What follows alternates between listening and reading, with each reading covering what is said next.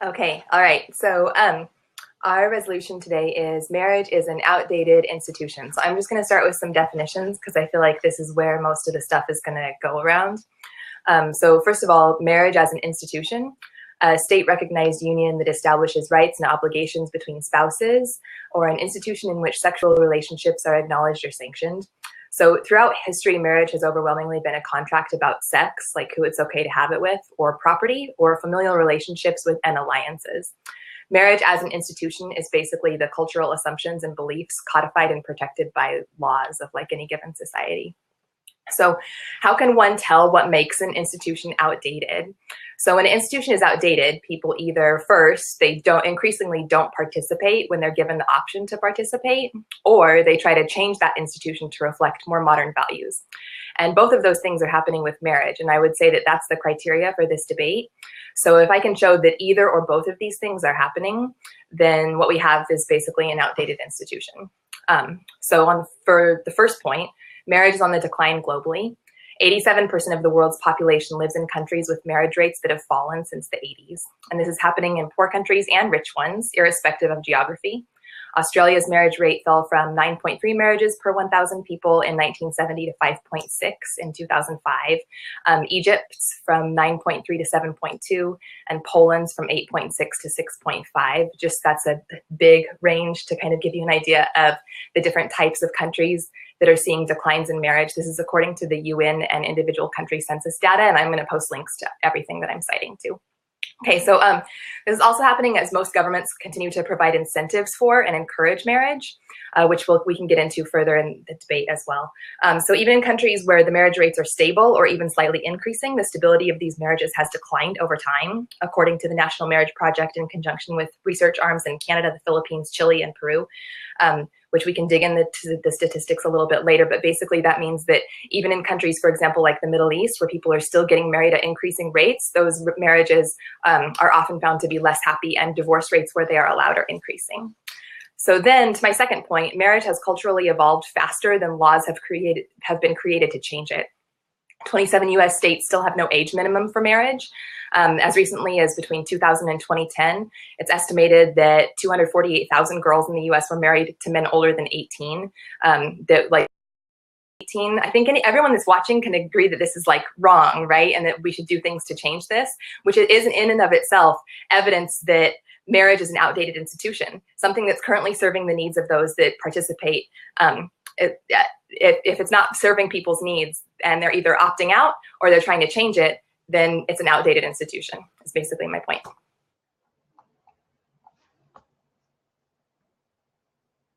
Great. So we know today's topic. We'll talk a little bit about definitions. I'm not sure that we'll fight over those a great deal, but a little. Mine are from Webster's. Marriage, a relationship that exists between a husband and wife. A similar relationship exists between people of the same sex. An extension of that being that specifically it's a legal and or social joining of two adults into a nuclear family relationship accorded with legal and social rights and privileges. Marriage has changed many times over the years and centuries in different cultures. It has different connotations, specific arrangements, legal precepts, but it is a concept you find the world over. And it's about joining a family, two people getting together, sometimes more people, forming a family bond where there was no family bond before. Normal families pass by genetics, but marriage is a way for different people of different genetic lines to get together and form common families. That's what it's really about. That's the core and essential idea of marriage that we'll be discussing today. The word outdated, also from Webster's, no longer current, not useful or acceptable, obsolete. And I'll be showing today that marriage is not obsolete. It's very common. It's very widely practiced. It's very widely respected. It has a lot of uses. An institution is a custom or practice of law that is, or law that is accepted and used by many people. So we will be able to see today that marriage is an institution, that it exists today. It has changed over time. It is continuing to change, but that does not make it outdated. It changes with the times. That is part of its nature. So, Kahn's interpretation. Pro's burden is to show that marriage is no longer, on balance, useful, acceptable, or is otherwise outdated. To wit, it no longer serves a useful purpose or has been eclipsed by other institutions that better serve the same purposes. Kahn's burden. I will defend the status quo, understanding that marriage is widely accepted, practiced, and a useful institution, i.e. it is not obsolete, it is not outdated. 1, marriage remains popular. this is in the United States, one of the places where marriage is somewhat on decline. In 2014, 2.1 million people were married, while only 800,000 were divorced. So there are 2.6 times as many people every day getting married as there are people getting divorced. It is a growing institution that many people participate, far more engage in it and choose to do it than choose to leave that institution. 2, marriage is how we form families. Marriage is binding families together in a growing social network. No other institution does this currently in quite the same way. Families create tight social bonds that build society and relationships between people, often disparate people. So therefore, it serves a very useful purpose. No other institution does that today. 3, marriage is good for us. Married people have significant lower mortality rates, as much as 58% better than those who have never married, 27% better than those who have been married and are now divorced. Social and financial outcomes for children and married parents are significantly higher than those that are born out of wedlock, raised by single parents, or raised in cohabitating homes. So we can see that there are many benefits for marriage. It is not. Okay, sorry, I was looking up for something. I thought you had longer too. Okay, so I would actually disagree with the idea of that burden, and I'm going to kind of hammer this the whole time, because marriage has been an institution that has been around for so long, and cultural change is slow, but it's evident that it's already happening and trending away from traditional marriage. So trending specifically towards either 1, divorce, or 2, cohabitation instead of marriage as a reasonable alternative. And so that serves to go to your first point, which that is marriage is a useful institution. And I think that you're kind of implying that there's no other reasonable alternative, which is my main point, is that given a reasonable alternative, people do take it. And that's the cohabitation is that reasonable alternative.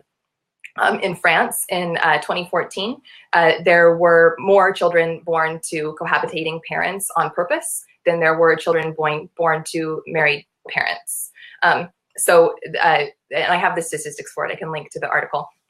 The same is also becoming increasingly true of people cohabitating and having kids on purpose. I'm actually one of these people.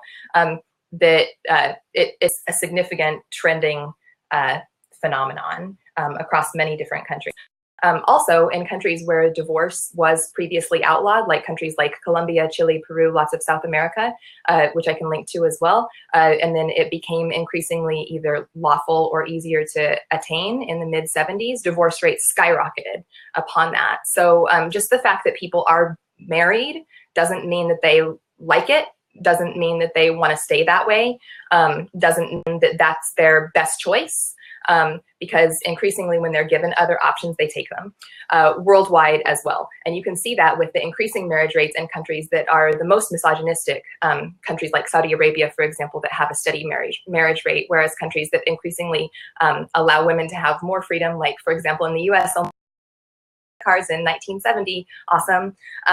That's when you then begin to see higher divorce rates, lower marriage rates. Then third, my last point kind of goes to that as well, how he says marriage is good for us. According to the National Institutes of Health, if he means us men, then that's true. It's actually not good for women.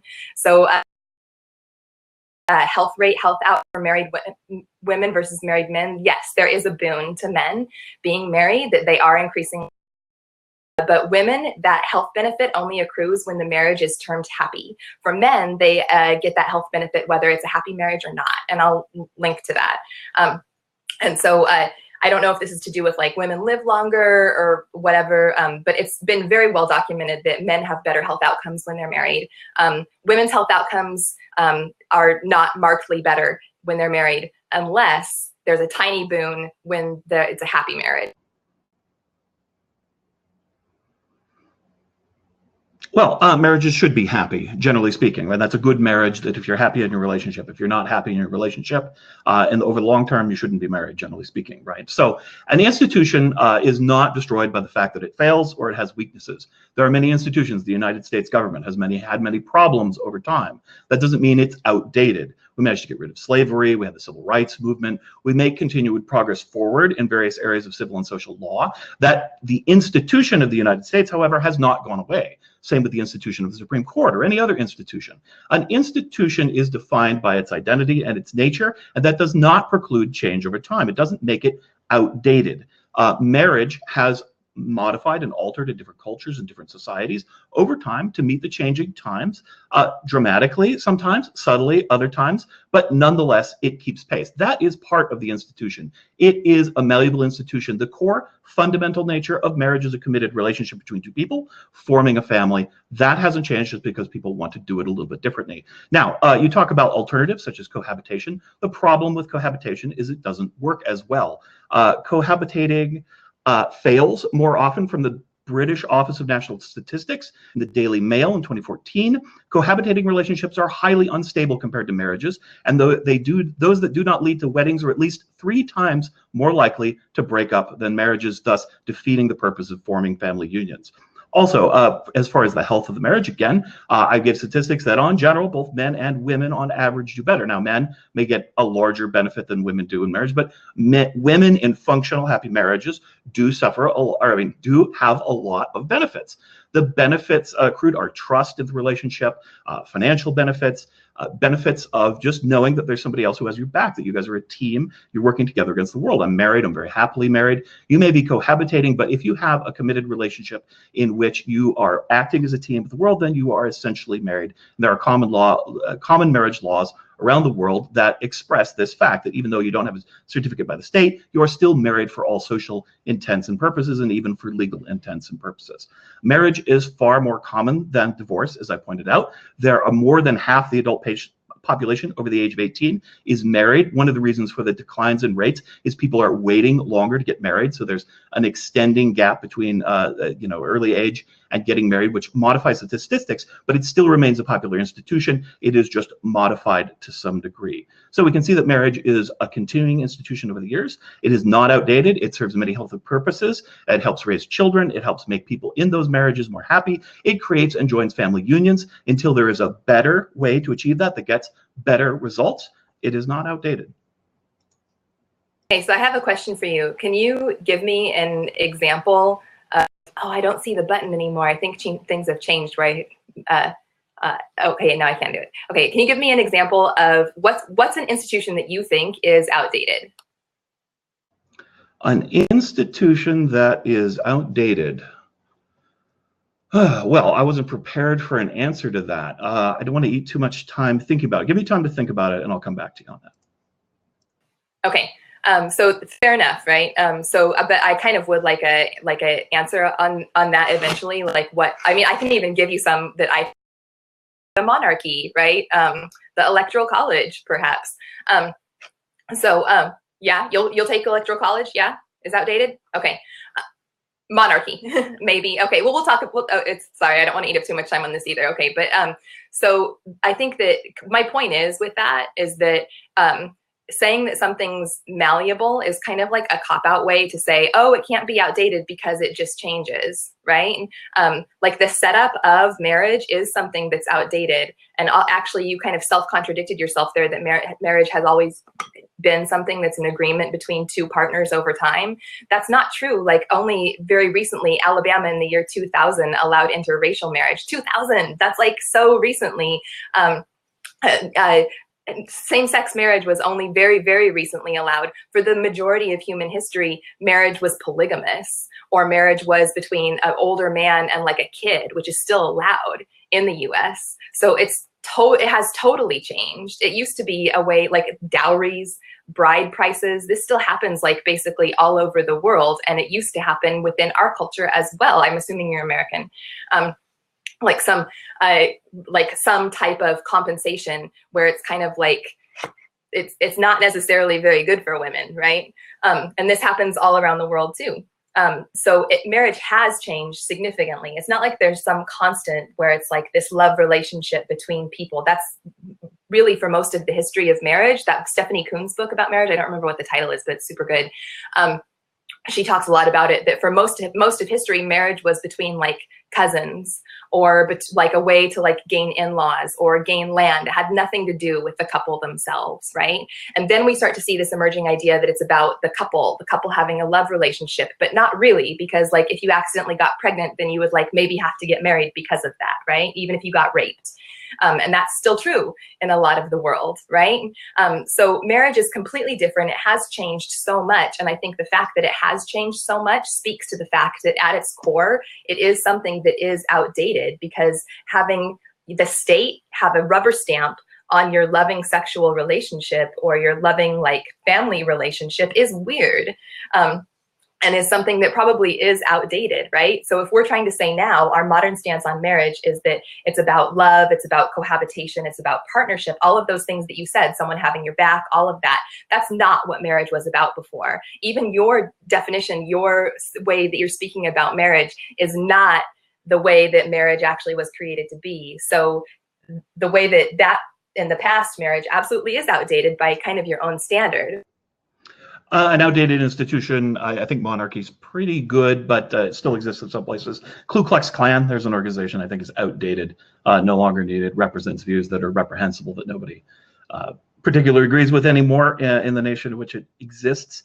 But marriage, it is changed, but it is still marriage. As you point out, many changes in cultural needs as societies have changed and have adapted. Marriage has changed and adapted with them. That's what institutions have to do in order to survive, all of them. It doesn't mean they are outdated. If they are outdated, it means that they are not changing. An institution that remains static for too long does become outdated. Its views don't change, don't adapt to the times, then it goes away. It becomes an outdated institution. Marriage is constantly evolving. The historical perspective shows that that is true, continues to be so to this day. It is changing. Gay people are allowed to be married now, man and man, woman and woman are allowed to create unions and marriages in the United States. That shows that it is adaptable and changes with the time. That doesn't mean it is a fundamental change. You can get married without the acquisition of the state. The state's approval does not create a state of marriage. It is two people entering into a family relationship in which they have chosen or decided to bond together, two families, in order to make that institution.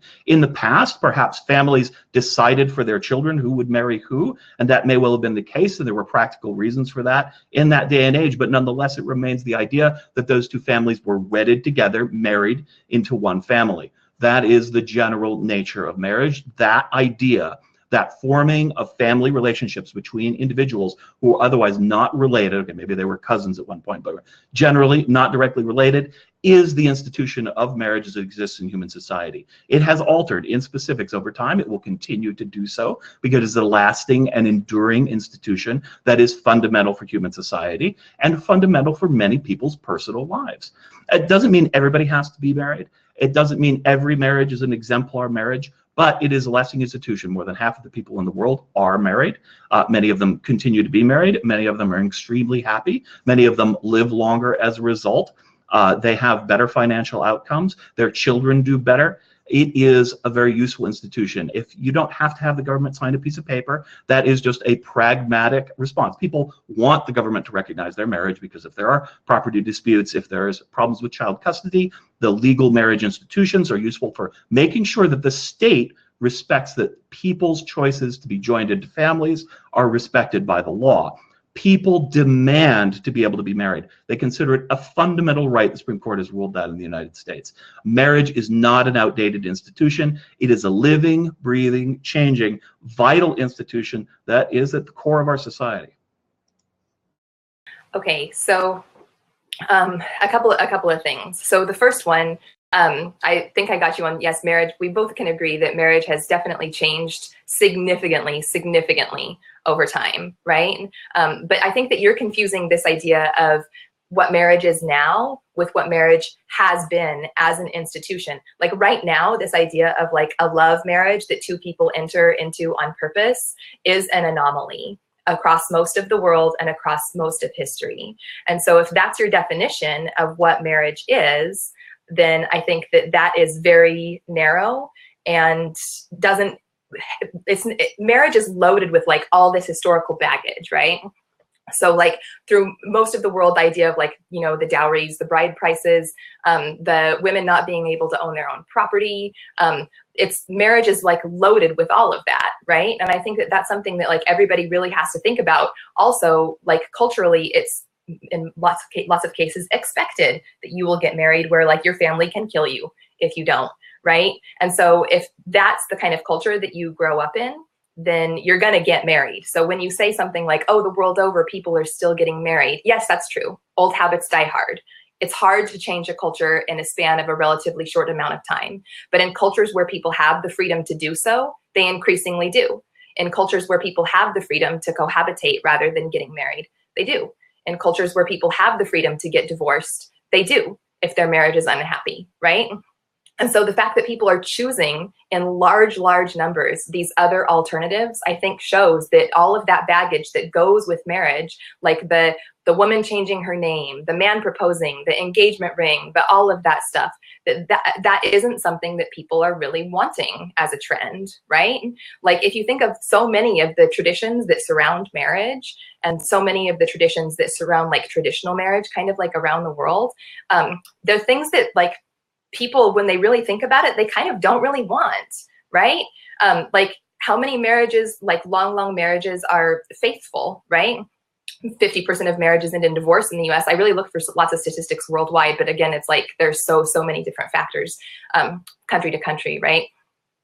So the best evidence that I can give is that people, when they can pick something else, they do.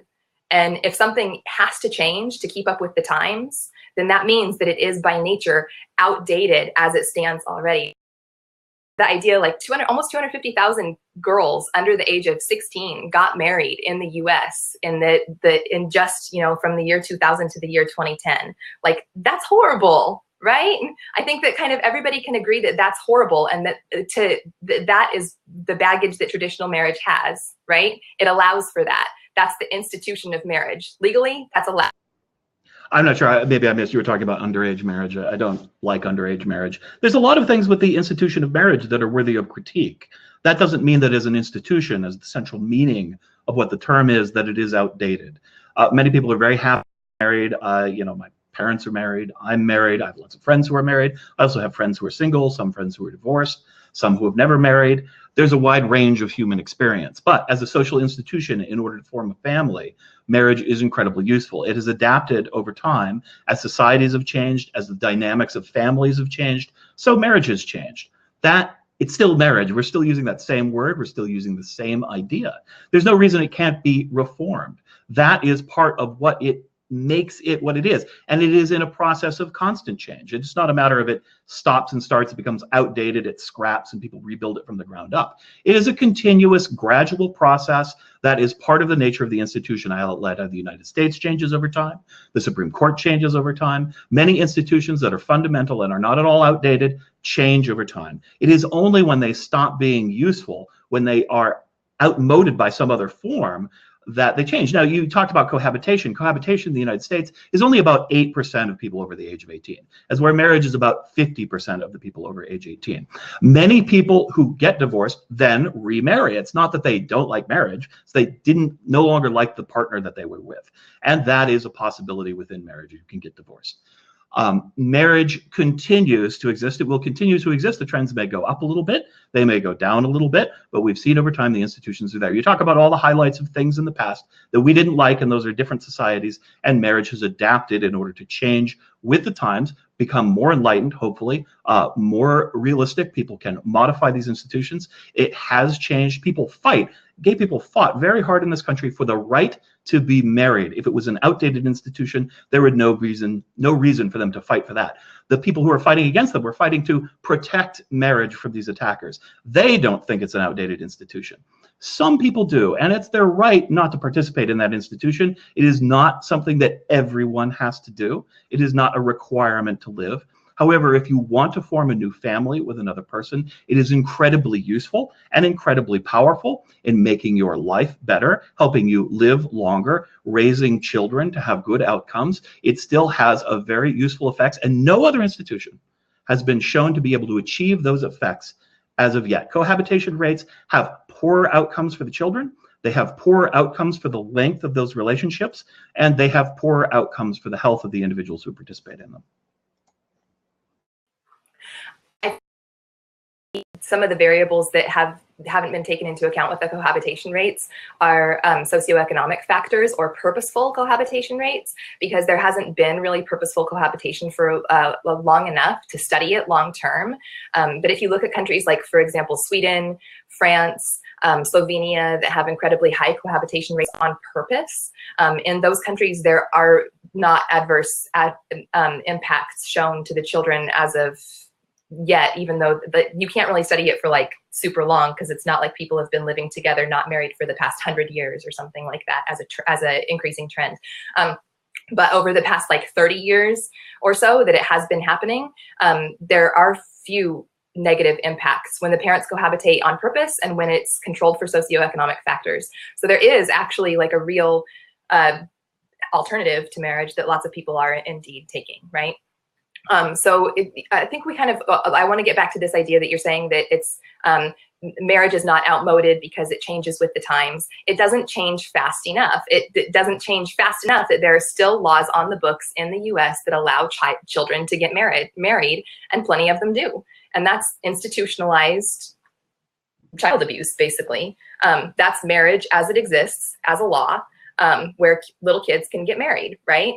Often to men that are over 18. That's marriage as it existed very recently, where you were not allowed to marry a person of a different race, right? So instead of doing that, I'm not advocating in favor of like everyone needs to be single or anything like that. What people did is they just said, okay, well, why do I need to be married to have this relationship that I want to have, right? And increasingly, that's what people are doing.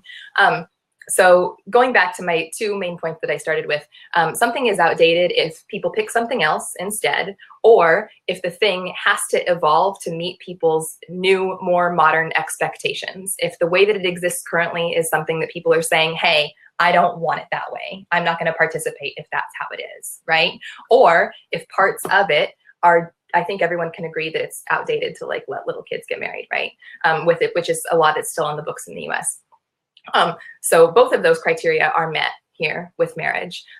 You can get everything out of partnership with not being married that you can being married. And in part of a longer conversation, perhaps I would argue that it's better, the idea of not being married, because it allows for like a more psychological freedom or whatever else. But just to kind of close out, people are picking different stuff, and that's for a reason.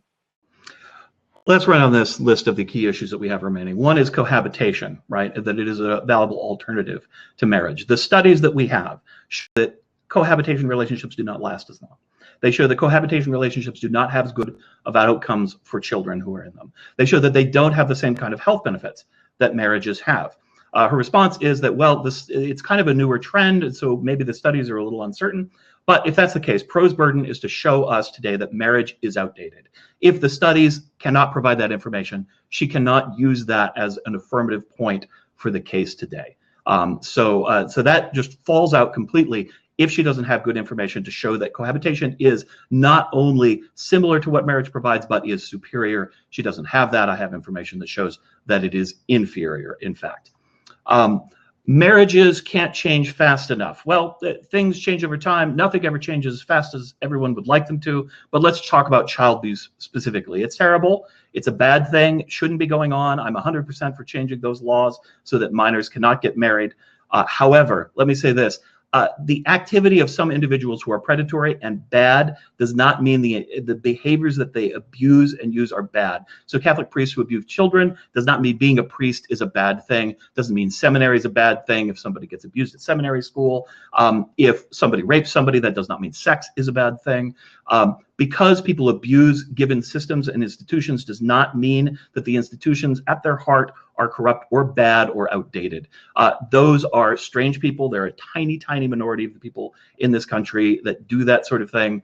Yeah, it's absolutely wrong. We should definitely stop it. But that does not mean marriage as an institution, as people understand it in their lives, in which half of adults are engaged in, is somehow outdated and useless. I've shown many reasons why it is useful and beneficial to us in our society. And Khan has shown pretty much, nothing hardcore that says marriage is an institution. At its core, is the heart, the marrying of two families is somehow gone and outdated. So the remaining part is the idea that if it has flaws and it should evolve, then that means it is outdated.